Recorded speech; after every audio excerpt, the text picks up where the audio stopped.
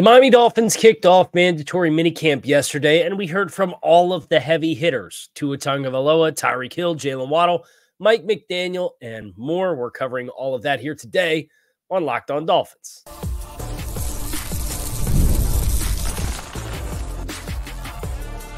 You are Locked On Dolphins, your daily Miami Dolphins podcast, part of the Locked On Podcast Network, your team every day.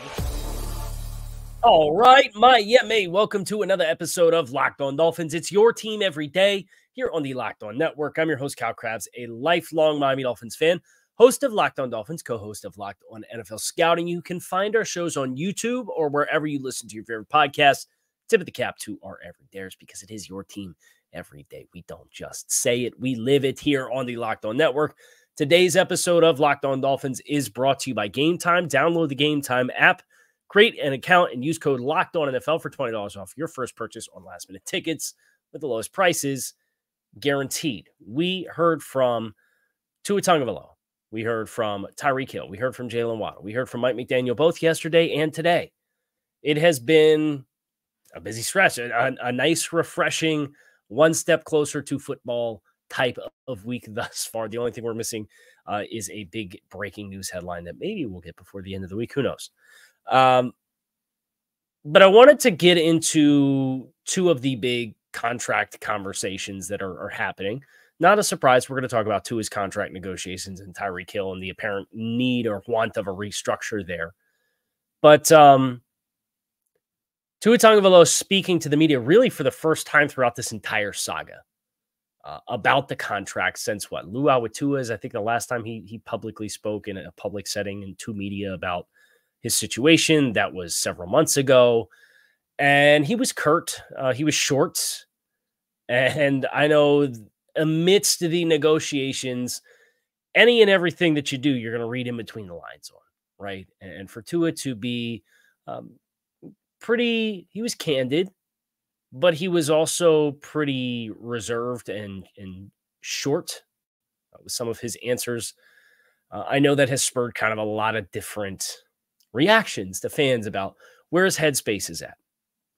And listening to Tua talk, kind of the sense that I got, knowing what I know, is it's probably not very fun to go up and talk in the midst of a contract negotiation.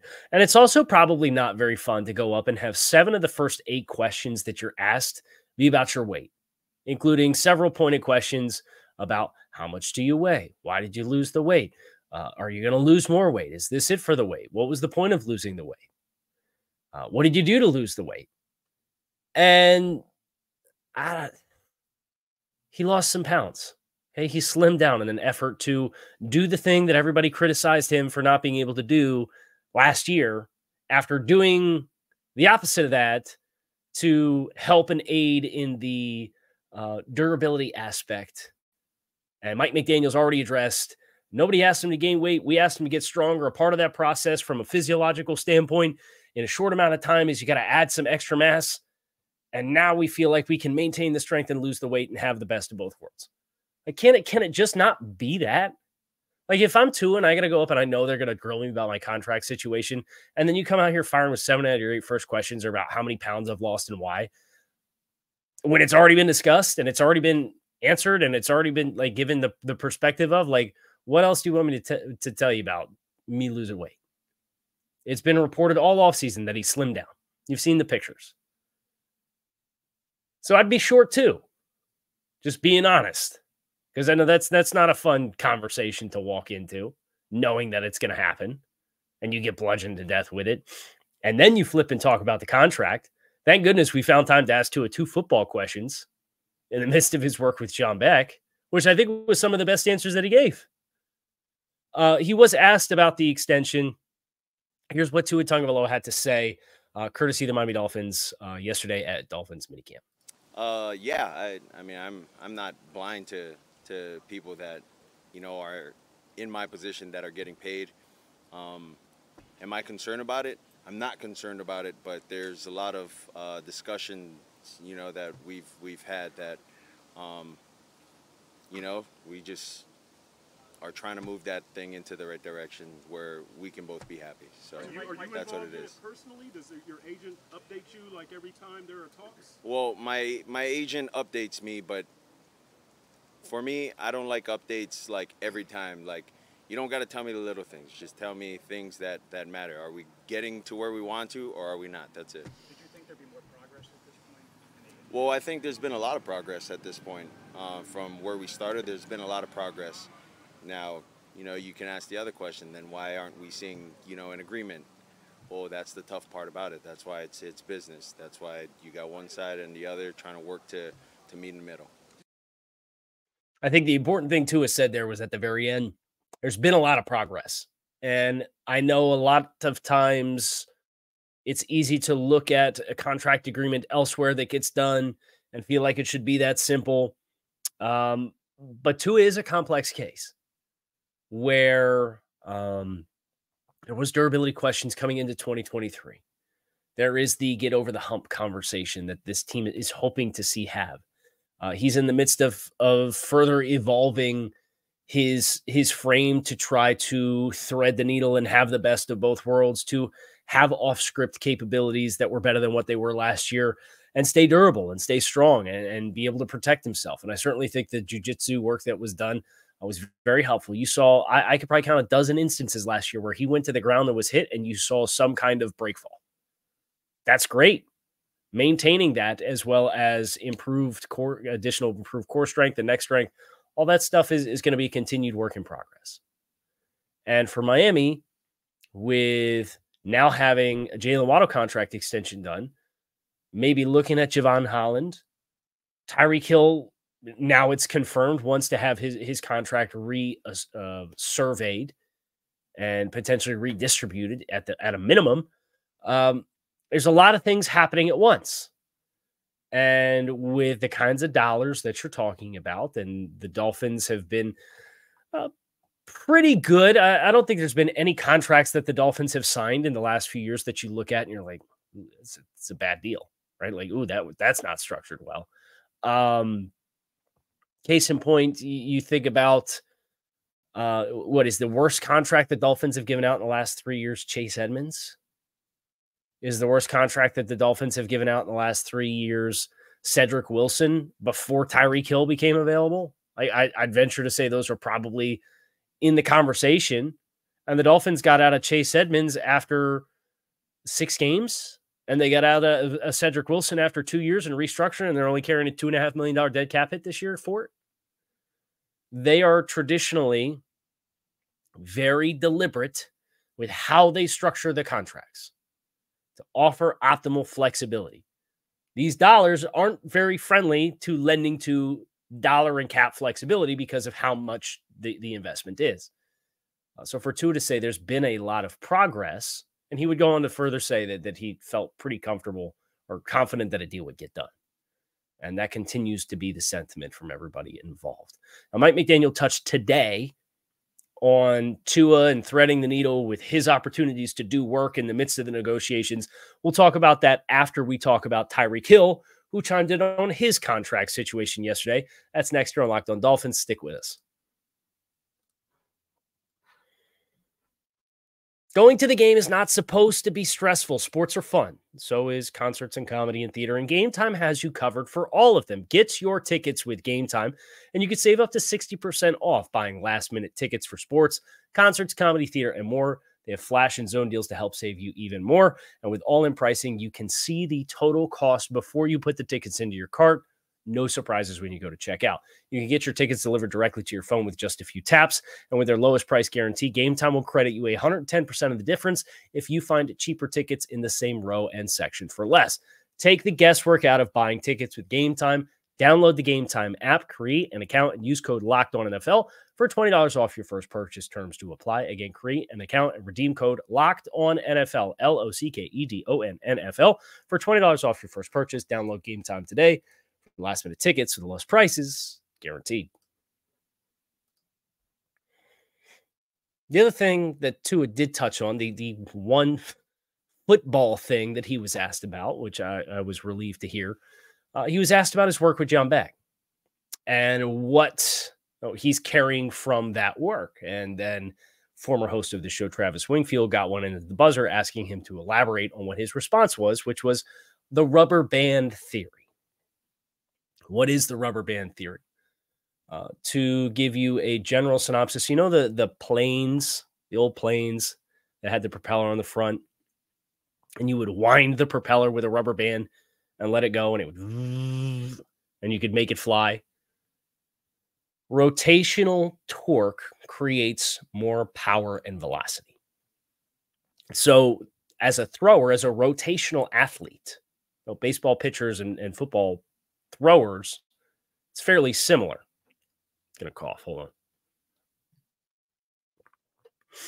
I also talk too fast. It's one of my number one character flaws when I get on camera. Rotational throwers, your ability to recruit through your core allows you to generate more velocity than what you would do if you were just relying on your arm. So the rubber band theory being, and Tua touched on a little bit, that if your hips are getting through the throw faster, your arm almost becomes the slingshot in which you throw the ball with, as compared to manufacturing through your upper body mechanics and your torso rotation just with your shoulders, rotation to throw. By getting the hips through first, like golf swing, similar to, for those of you who are golfers, that is where all the velocity comes. And Tua said, the ball at times, it's more of just like a flick of the wrist, and the ball is really able to go because of how you're recruiting your body to help you throw. And if that, and Mike McDaniel alluded to this, so some throws he's trying to drive, he feels like there's more velocity this spring.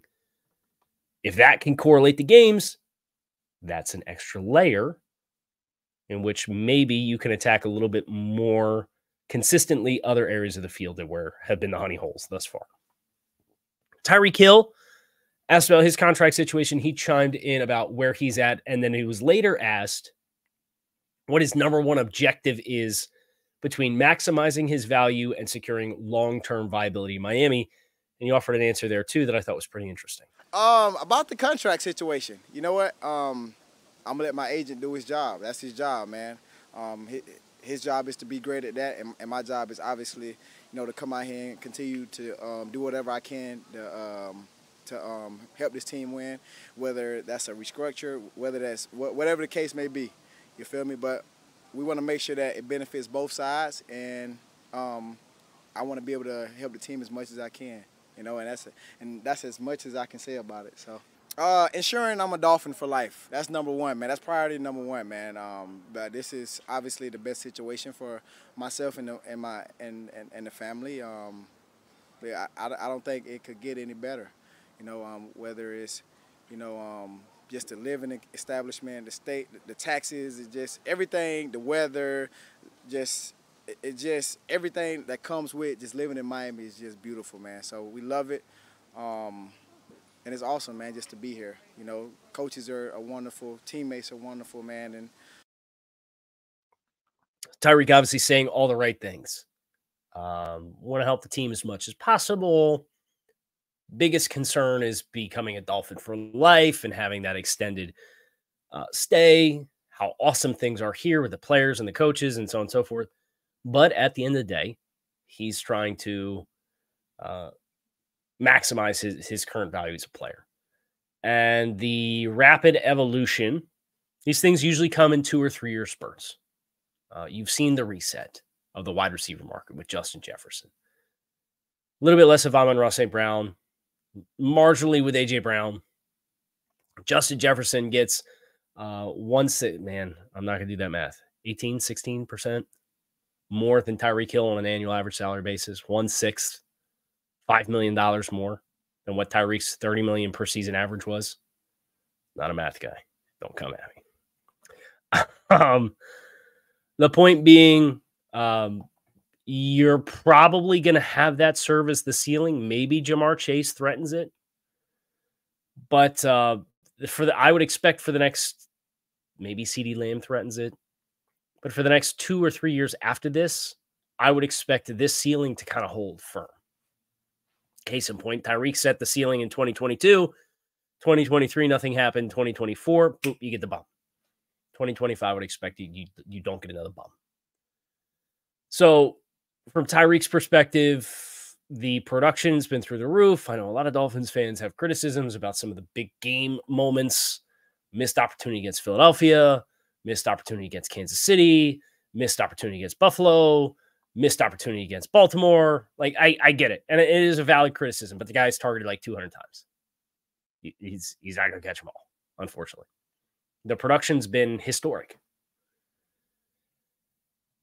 And I did this for Touchdown Miami, which is where I do my long-form written content on Substack about the Dolphins. And I did this yesterday. And I sat down and I said, okay, for the next 3 to 5 years, who are the building blocks? 3 to 5 years in the NFL, it might not sound like a long time. It's a pretty long time for an NFL standard. For the next 3 to 5 years, who are the best building blocks? And I wasn't really sure where Tyreek Hill was gonna stand on that when I started the process. And then I sat down and thought about it. So, well, for the past 2 years, 1,700 plus receiving yards. On the field, he's been everything you could have hoped it would be. Do you wish it came with some of the little less of the extra stuff? Yeah. He's 30 years old. Next 3 to 5 seasons, he's not just a pure speed player. He is a technician. He's under contract for 3 years already. Not that we'd see the 2026 season play out with the $45 million in cash that he's owed as things currently stand. But if you're looking at a 3 to 5 year strike zone with what he's been, he's already under contract. You're talking about a marginal pay bump for him across the next 3 seasons, or an income redistribution to make it more viable. If you told me they end up doing with Tyreek Hill what Christian McCaffrey just had done, which was like a few years on the back end of non-guarantee money, he gets a marginal, fairly significant, I should say, pay increase for the next couple of seasons. And that money becomes guaranteed, where Tyreek's got guaranteed money that's coming off the table. If you told me you committed to Tyreek Hill for the next 3 seasons with guaranteed money, he's the best player on the team. I certainly think I would do it. At a minimum, I would do an income redistribution for this year. But as this is kind of drawn out, I'm kind of talking myself into next 3 years, best player on the team. I think I'd probably be willing to play ball. And that seems to be the sentiment. I came to that conclusion on Touchdown Miami, was my point of saying that. That feels like it's the sentiment for everybody who's reporting on this, that there's going to be some kind of adjustment. And from Tyreek's perspective, the one word that he used, which I thought was interesting, was restructure, or whatever it is. But restructure came out of his mouth. Okay.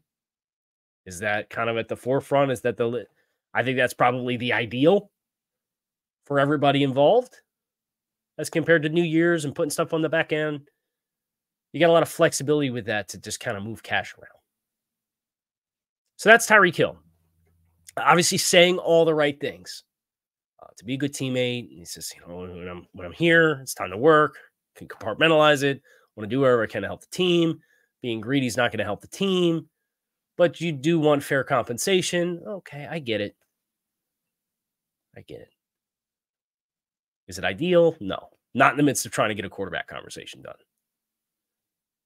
But I get where Tyreek is coming from based off of never before been done type of production. Now, Mike McDaniel talked today before Wednesday's session about how the Dolphins are kind of working to maximize the opportunities with Tua in the midst of being respectful to Tua in his contract negotiations and him trying to use leverage. Thought that was pretty interesting. We're talking that next here on Locked On Dolphins. Stick with us.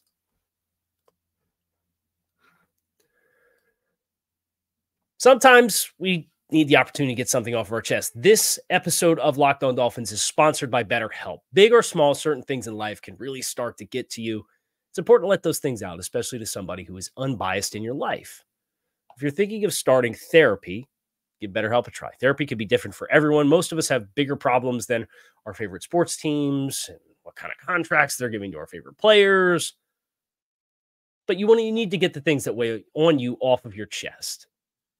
BetterHelp is entirely online. It's designed to be flexible, suited to your schedule.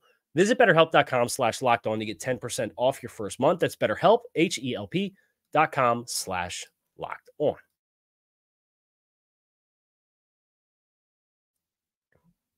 So Mike McDaniel spoke to the media Tuesday and Wednesday. I appreciated the question and the answer that he gave as it pertained to Tua not partaking in 11-on-11 work. This question came courtesy of Omar Kelly in the Wednesday press availability. But being active in the 7-on-7s and how long that's good for. And this was what Mike McDaniel had to say. Are that Tua's representation in our front office are negotiating a contract. As a player, Tua and myself as a coach, okay, what should our focus be on?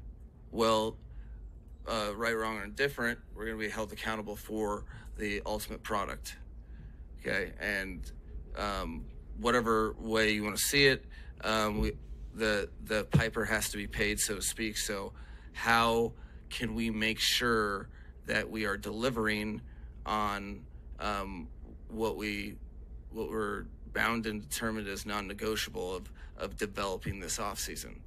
And within, okay, well, maybe it makes more sense to, in this situation, all right, do 7-on-7 or pass. Well, that is an opportunity if you take more reps, if we're identifying specific things within our game that we're trying to improve. So this feels like a bit of a compromise for the two sides, for Tua to be active and present this offseason in the workouts now, in the midst of trying to leverage a contract and getting the work that is most relevant to what he's trying to achieve. And you would think, with working with a quarterback's coach and John Beck, a private quarterback coach, and the Tom House family of rotational throwers and biomechanics with 3D QB, getting throws in this offense to your players in the midst of some adjustments to your throwing mechanics, probably pretty important to start to log those reps, right? And the Dolphins have seen Tua do that while not actively participating in the 11-on-11 stuff to this point in the practices and sessions that are open to the media. So I never would have guessed that Tua would be completely hardline, play hardball, hold out, not partake. And when you're a quarterback, it is hard to do that. So to know that Mike, in the midst of being respectful to his players' work with the front office and his representations work with the front office and being respectful of what they're trying to achieve, while also having the season's big picture outlook in mind, this is the compromise that they have settled on for now. And Mike McDaniel said, that's not going to be feasible long-term in perpetuity, but for the time being, these are sufficient reps for us to work on the things that we're trying to get better at while allowing that process to play itself out. So no reason to think that this will not manifest with a contract at some point. Obviously, that's kind of where this thing has been headed for quite some time now. But it is nice to know that we're logging reps, and Tua has sounded like he's been phenomenal thus far this spring. And that's the best thing that he can do, is go out there every single session and be like, I'm a better player. I'm more mobile. I found more rotational recruitment for me to allow to drive throws with more consistency. All of those things that you thought that I'm capable of doing to take my game to another level, which was alluded to at the end of the season and in the offseason by the football operations with Chris Greer and Mike McDaniel, those things are happening. So allow me to remove whatever doubt I can from your mind that the player that you think that I'm capable of becoming is coming. So let's get off the pot. It's or get off the pot time. Family-friendly show. that is going to do it for us here on this episode of Locked On Dolphins. I hope you guys enjoyed this look at some of the contract storylines for the Dolphins. I know it's a central theme right now. That's what happens when it's June, right? We have some more great content that's not content related coming after minicamp ends this week. So you're going to make sure that you follow and subscribe. You can find us on YouTube or wherever you listen to your favorite podcasts. Make it a great rest of your day. I'll be back again soon. Fins up.